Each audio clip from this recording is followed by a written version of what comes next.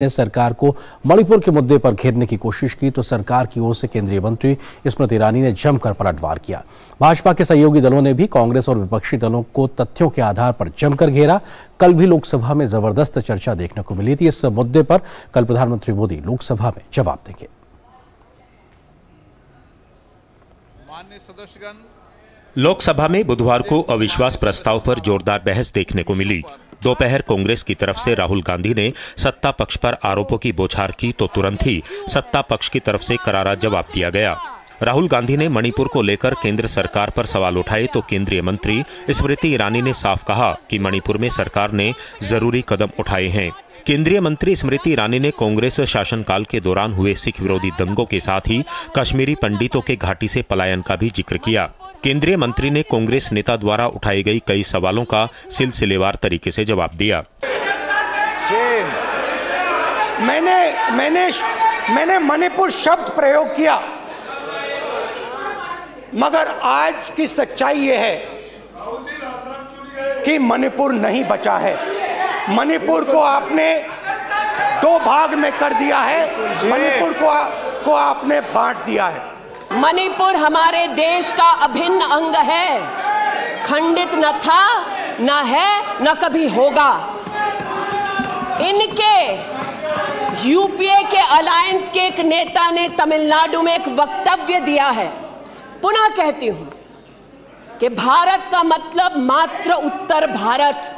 मैं आज गांधी खानदान से, कांग्रेस पार्टी से पूछना चाहती हूं, क्या भारत केवल उत्तर भारत है? अगर दम है तो अपने पार्टनर को मुंह तोड़ जवाब दे, अगर हिंदुस्तान में आस्था रखते हैं। राहुल गांधी ने चर्चा में भाग लेने के दौरान भारत माता को लेकर दिए गए कथित तौर पर आपत्तिजनक बयान पर केंद्रीय मंत्री स्मृति ईरानी ने करारा प्रहार किया। हमारी जनता की आवाज है, दिल की आवाज है,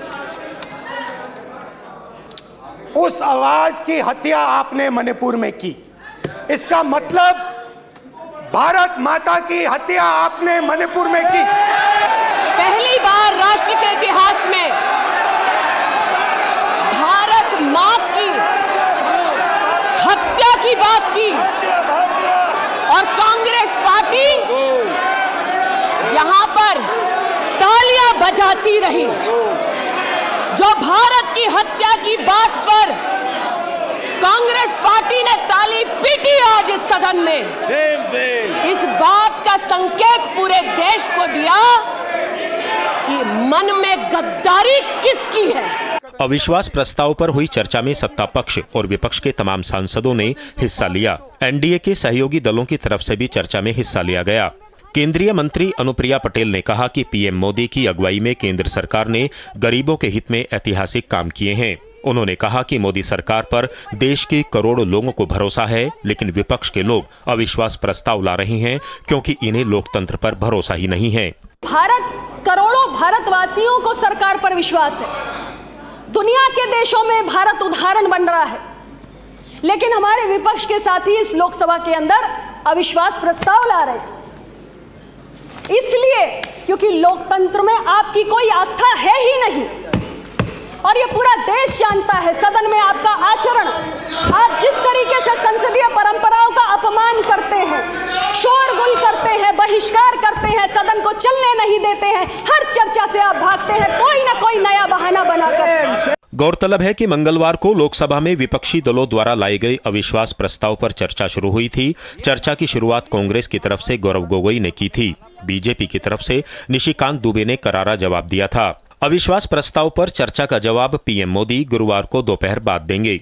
मोदी सरकार के पास लोकसभा में प्रचंड बहुमत है। ऐसे में इस अविश्वास प्रस्ताव का क्या हश्र होना है, इसे विपक्ष भी बखूबी जानता है। शैलेंद्र मिश्र के साथ अनुज यादव, डीडी न्यूज, दिल्ली। तो वहीं लोकसभा में कांग्रेस के सांसद राहुल गांधी के अविश्वास प्रस्ताव में चर्चा में हिस्सा लेने के बाद एक नया विवाद खड़ा हो गया है। केंद्रीय मंत्री स्मृति ईरानी ने राहुल गांधी के व्यवहार को लेकर गंभीर आरोप लगाए हैं। उन्होंने राहुल गांधी पर अशोभनीय व्यवहार करने का आरोप लगाते हुए कहा कि ऐसे गरिमा विहीन आचरण को इस देश ने सदन में पहले कभी नहीं देखा। कि जिनको आज मुझसे पहले वक्तव्य देने का अधिकार दिया गया, उन्होंने जाते जाते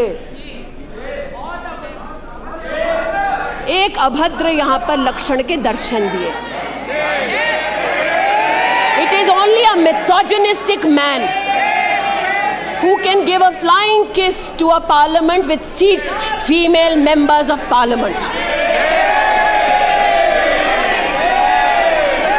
ऐसी गरिमा विहीन आचरण को इस देश के सदन में कभी नहीं देखा गया। ये उस खानदान के लक्षण हैं, ये आज सदन में देश को पता चले। बीजेपी की महिला सांसदों ने लोकसभा अध्यक्ष ओम बिरला से मिलकर राहुल गांधी के व्यवहार की शिकायत की है। अपनी शिकायत में बीजेपी की महिला सांसदों ने लोकसभा की फुटेज निकालकर इसकी जांच की मांग की है। इस मुद्दे पर केंद्रीय मंत्री शोभा करंदलाजे ने कहा कि संसद के अंदर किसी सदस्य द्वारा इस तरह का व्यवहार पहले कभी नहीं देखा गया। पहली बार ऐसे हो रही है, एक मेंबर पार्लियामेंट का अंदर किसी महिला के सामने प्लेन किस दे रहे हैं। ये क्या बिहेवियर है, क्या नेता है वो। इसलिए हम आज स्पीकर को कंप्लेंट दिया है, सीसी कैमरे से इसका फुटेज लेना एंड मेंबर का ऊपर कार्यवाही करना, ऐसे हम मांग रखे हैं। हम सभी महिला एमपी से ऐसे मांग रखे हैं। वहीं केंद्रीय मंत्री दर्शना जरदोश ने कहा है कि अपना भाषण देने के बाद राहुल गांधी ने जिस तरह का अभद्र व्यवहार किया वो भारतीय संस्कृति के अनुरूप नहीं है। अपना वक्तव्य खत्म करने के बाद में वो किसी की बात सुनना नहीं चाहते थे। उनकी बातें जब उन्होंने खत्म करी, सरकार के प्रति अविश्वास दिखाया और जब स्मृति ईरानी जी ने बोलना शुरू किया, उसी समय उनको लग रहा था कि उन्होंने बाजी मार ली है और विनिंग विक्ट्री के साथ में बाहर निकलते निकलते उन्होंने जो फ्लाइंग किस का जो एक एक्ट किया हमने कभी नहीं देखा। कभी पार्लियामेंट के अंदर आंख मारते हैं, कभी ऐसा अभद्र व्यवहार करते हैं। जो हम महिला सांसद, जो महिला और हमारी भारत की संस्कृति हम अगर बात करें तो हमारे व्यवहार आचरण में ये बात कभी नहीं आती। तो कैसा रहा आज का गहमा गहमी भरा संसद का दिन और किस प्रकार से विश्वास प्रस्ताव को लेकर तमाम तीखे तल्ख शब्द दिखाई पड़े, इस पर करेंगे चर्चा। आगे फिलहाल एक छोटे से ब्रेक के लिए रुकते हैं और क्यों कांग्रेस के भारत माता की हत्या की बात पर कांग्रेसियों ने बजाई ताली और क्या रहा बीजेपी का जवाब, इस तमाम मसलों पर विस्तार से चर्चा। फिलहाल एक छोटे से ब्रेक के लिए।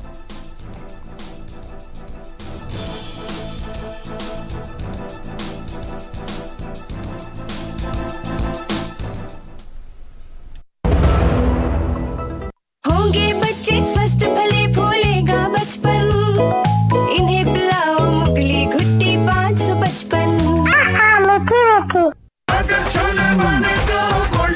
गोल्डी छोले मसाले, जहाँ जाए रिश्ते बनाए, जहाँ जाए रिश्ते बनाए।